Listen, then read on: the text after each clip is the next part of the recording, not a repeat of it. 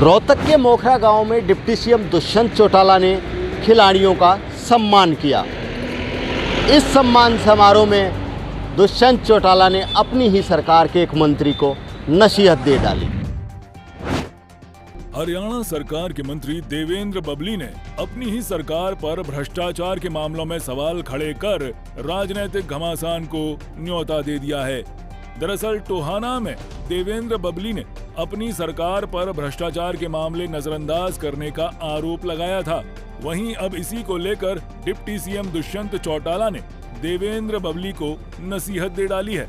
दुष्यंत चौटाला ने नसीहत देते हुए कहा कि बोलने से कुछ नहीं होता है, भ्रष्टाचारियों को पकड़ कर दिखाओ।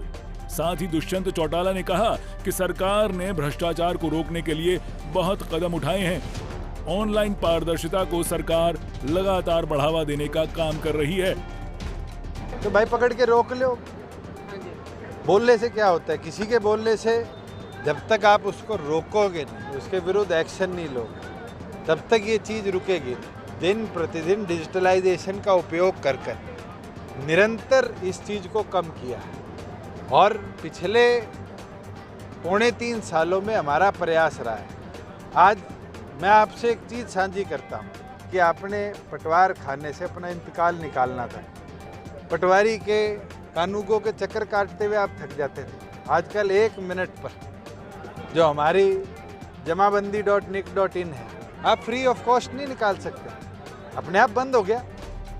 डिप्टी सीएम दुष्यंत चौटाला ने कहा कि हरियाणा सरकार लगातार खेलों को बढ़ावा देने के लिए हर संभव प्रयास कर रही है। वहीं प्रदेश के करीब 121 स्टेडियमों को बेहतर रखरखाव के लिए चिन्हित किया गया है ताकि खिलाड़ियों को प्रैक्टिस के दौरान कोई दिक्कत न आए।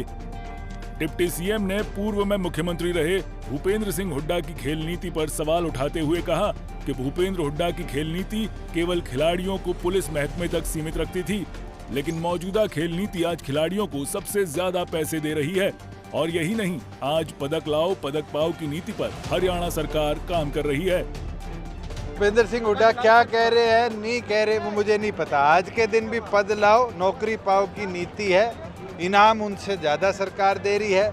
बस ये है कि वो पुलिस का एक जॉब का पेपर देते थे और हमारी ये सोच है कि पुलिस से ज़्यादा आज खिलाड़ियों की डिमांड ज़रूरत जो है वो स्पोर्ट्स रिलेटेड डेवलपमेंट में, और स्पोर्ट्स में अगर ऐसे खिलाड़ी आएंगे तो मुझे लगता है स्पोर्ट्स और प्रगति करेगा। आज बहुत से ऐसे गेम हैं जहां भर्ती के अंदर कोई खिलाड़ी अप्लाई नहीं करता, मगर जब उसको मेडल जीतने के बाद जॉब ऑफर लेटर मिलता है तुरंत जाकर वो प्रदेश सरकार के स्पोर्ट्स डिपार्टमेंट में ज्वाइन करता है। वहीं कॉमनवेल्थ गेम्स में गोल्ड मेडल जीतने वाली साक्षी मलिक ने कहा कि सरकार खिलाड़ियों के लिए अच्छा काम कर रही है, जिससे खिलाड़ियों को काफी प्रोत्साहन मिल रहा है।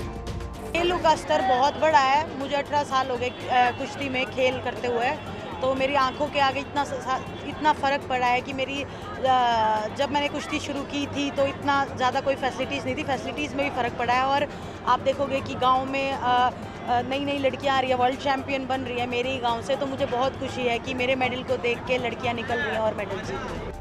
पंचायत चुनाव को लेकर दुष्यंत चौटाला ने कहा कि चुनाव सिंबल पर लड़ा जाएगा या नहीं, इसको लेकर जेजेपी चुनाव समिति की होने वाली बैठक में जल्द फैसला लिया जाएगा। कार्यक्रम में डिप्टी सीएम ने सरकार की खेल नीति की बारीकी से जानकारी दी और साथ ही भ्रष्टाचार पर उठ रहे सवालों पर अपनी प्रतिक्रिया दी।